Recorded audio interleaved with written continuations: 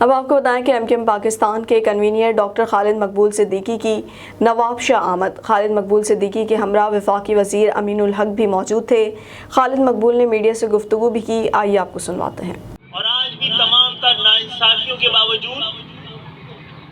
ہر طرح کے مظالم کے باوجود، رکاوٹوں کے باوجود، سرکاری سرپرستی میں صرف کے شہری علاقوں کے کاروبار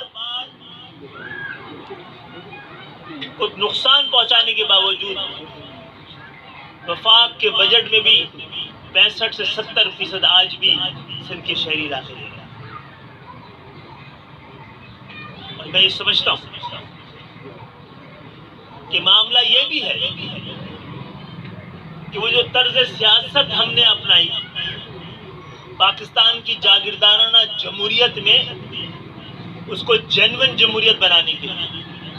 پاکستان کے 98% لوگوں کی نمائندگی کو ایوان میں پہنچانے کی کوشش ہے، اور ان کوششوں میں کسی حد تک کامیابی کے بعد وہ لوگ جو 70 سال سے جاگیردارانہ جمہوریت کے بینیفیشری رہے اور جاگیردارانہ جمہوریت کے پتن سے نکلنے والی موروثی سیاست اور خاندانی اقتدار اس میں باریاں لگتی رہیں۔